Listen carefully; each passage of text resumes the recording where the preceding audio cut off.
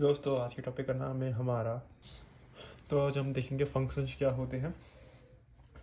तो अगर कोई मुझसे पूछे कि फंक्शन को आप कैसे डिस्क्राइब करोगे, तो मैं तो आपको एक ही चीज़ बोलूँगा कि फंक्शन एक टाइप की मशीन है जिसमें हम कोई भी इनपुट डालते हैं ना, तो हमको आउटपुट देगा। अगर आप कोई भी मशीन में एक इनपुट डालोगे तो आपको आउटपुट देगा ना, वैसे ही अगर हम फंक्शन में कोई इनपुट डालें तो वो हमको आउटपुट जरूर देगा उसका। तो अगर जैसे कि हम देखें कोई फंक्शन के एग्जाम्पल, तो अगर फंक्शन को आप एक किसी की तरह समझना जिसमें आप कुछ भी डालोगे। सपोज आपने टमाटर चटनी डाली इसके अंदर, इसके अंदर टमाटर चटनी डाली जो कि हमारा इनपुट हो जाएगा और हमको बाहर क्या देगा, चटनी बना के देगा, तो हमारा वो आउटपुट आएगा। तो ये हम टेबल बनाते हैं इसका। यहाँ पे हम अपने इनपुट रखेंगे, यहाँ पे हम अपने आउटपुट रखेंगे। तो जैसे ही मैं अपने इनपुट के अंदर डाला ट्राइंगल, तो हमको साइड्स बता देंगे। ठीक है, हमने साइड्स का फंक्शन बनाया, साइड का फंक्शन बनाया अभी हमने। तो हमने इसमें ट्राइंगल डाला अपने मशीन में, तो हमको क्या आउटपुट देगा 3, क्योंकि ट्राइंगल की 3 साइड्स होती है। हम ऐसे इसमें स्क्वायर डालेंगे तो स्क्वायर का हमको आउटपुट देगा ये 4। अब ऐसे ही हम इसमें कुछ भी डालें, जब इसमें सर्कल डालेंगे तो हमको उसका आउटपुट देगा 0। ठीक है, तो अब जैसे आपको पता है कि हर मशीन एक वार्निंग के साथ आती है, तो इसकी भी एक वार्निंग है, वो मैं आपको आगे बताऊंगा और आपको समझ भी आ जाएगा कि इसकी वार्निंग क्या है। अब जैसे हम एक इक्वेशन लेते हैं कि y इक्वल्स टू एक्स, ये हमने एक इक्वेशन ली। इसमें क्या दिखा रखा है कि y जो है हमारा x के ऊपर डिपेंडेंट है। हम x की कुछ भी वैल्यू डालेंगे तो y बढ़ेगा।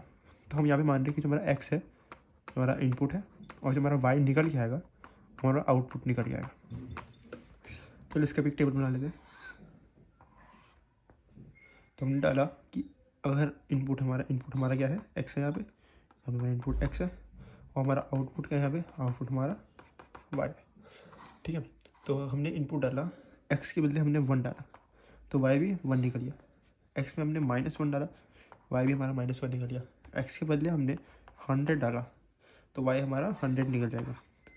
तो ये तो हो गया हमारा कि कोई रिलेशन फंक्शन होती है। लेकिन अब हम देखेंगे कि हर रिलेशन क्या फंक्शन होती है। तो देखते हैं कि हर रिलेशन क्या फंक्शन होती है। तो हम दो ले लेते हैं, y equal to x square and दूसरी हमारा रिलेशन हो जाएगा y square equal to x. दोनों आपस में एक रिलेशन है। यहाँ पे हमारा जो इनपुट है वो हम एक्स ही मानेंगे। मोस्ट ऑफ द केसेस हम इनपुट का एक्स ही मानेंगे। तो इसका भी हम टेबल बना लेते हैं फटाफट। इनपुट जो कि हमारे यहाँ पे एक्स है और आउटपुट हमारे यहाँ पे वाई है। हमने यहाँ पे एक्स के बदले 2 डाला तो हमारा आउटपुट 4 आया। हमने एक्स के बदले हमने 3 डाला तो हमारा आउटपुट 9 आया। ओके, अगर हम x के बदले -2 डालेंगे तो हमारा आउटपुट ही आएगा, वो भी हमारा 4 ही आएगा और 2 का आउटपुट भी 4 ही आएगा। अगर हम यहाँ पे -3 डालें तो इसका आउटपुट भी 3 ही आएगा और इसका आउटपुट 9 आएगा। ठीक है, चलो ये तो हमने इसका नॉर्मल सा टेबल देख लिया। अब हम इसका बना के देखते टेबल एक बार। इसी का टेबल कुछ ऐसा बनेगा, यहाँ पे इनपुट आएगा, आउटपुट आएगा। ठीक है, एक्स में हमने 4 डाला तो हमारी जो मशीन है फंक्शन होगा, फंक्शन हमारी मशीन है, अभी आपको बताया था मैं। तो हमारी मशीन क्या आंसर देगी, 4 -2 भी दे सकती होता है और 2 भी होता है ना। तो हमारी मशीन 1 का 2 आंसर दे रही है। चलो हम नेक्स्ट नंबर लेते 9 ले लेते। 9 का हमारा क्या आंसर आएगा, 3 और 3। इसका भी एक इनपुट 2 आउटपुट दे रहा है। तो जो मैं वारंटी की बात कर रहा था ना कि हर मशीन वारंटी के साथ आती है, तो इस मशीन की वारंटी यह है कि हमारी वारंटी है कि हमारा जो आउटपुट है वो यूनिक होना चाहिए। मतलब एक इनपुट का 2 आउटपुट नहीं होने चाहिए। जैसे इसमें 2 निकल रहे हैं, एक आउटपुट के 2 इनपुट जरूर हो सकते हैं, लेकिन एक इनपुट का 2 आउटपुट नहीं होना चाहिए। हम देखते हैं कि इसको हम कोई अच्छे वे में एक्सप्रेस कर सकते हैं क्या। तो जैसे हमने 2 रिलेशन ली थी, वो इसलिए रिलेशन लेते हैं। ये रिलेशन और फंक्शन के डिफरेंस समझना है एक बार आप। y equal to x square and y square equal to x. तो हमने देखा कि जो हमारी वारंटी के हिसाब से ये जो रिलेशन है ये इक्वेशन नहीं है। तो इससे हम एक चीज़ पता चलती है कि जो रिलेशन है और फंक्शन, हर रिलेशन फंक्शन होती है, हर फंक्शन रिलेशन होता है, क्योंकि जो हर रिलेशन वो फंक्शन नहीं होती। जैसे कि ये रिलेशन है वाई और एक्स के बीच में, ये फंक्शन है, लेकिन ये हमारा रिलेशन जो है वो फंक्शन नहीं है, क्योंकि ये हमको यूनिक आउटपुट नहीं दे रही, ठीक है। तो हम इसको कोई दूसरा वे है जिसको हम ढंग से एक्सप्रेस कर सकते हैं। तो जैसे हम लिखेंगे हमारा फंक्शन, कैसे लिख सकते हैं फंक्शन, इसके हमने अंदर डाला इनपुट और हमारा आउटपुट निकल गया। फंक्शन क्या हमारा, फंक्शन हमारी मशीन है। अब मशीन के अंदर ही इनपुट डालोगे आप, मशीन के अंदर हमने इनपुट डाला और हमको आउटपुट मिला।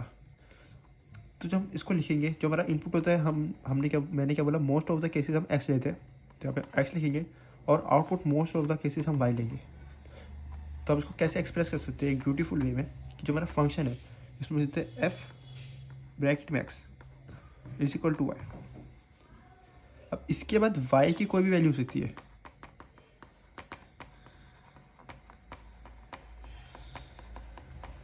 वाई की कोई भी वैल्यू हो सकती है, लेकिन ये हमारा जनरल फॉर्म होगी। इसको भी अगर हम नोट कर सकते हो, ये हमारा जनरल फॉर्म होगी फंक्शन की, ठीक है। जैसे हमारा एफ ऑफ एक्स बराबर वाई, ये हमारा जनरल फॉर्म है। अब हम वाई की वैल्यू क्या ले सकते हैं, या तो एक्स, हम 2x ले लेते, चलो सपोज हमने 2x ले ली। तो अगर हम अब इसका टेबल बनाए, तो यहाँ पे इनपुट x है हमारा और आउटपुट y है। x के बदले हमने 2 डाला तो हमारा आउटपुट 4 आएगा, हमने यहाँ पे 4 डाला तो हमारा 8 आएगा, एंड 8 डाला तो 16 आएगा। वो हमको यहाँ से देख के भी दिख रहा है कि हमारा जो ये है y है वो ट्वाइस है x का ट्वाइस है, ठीक है।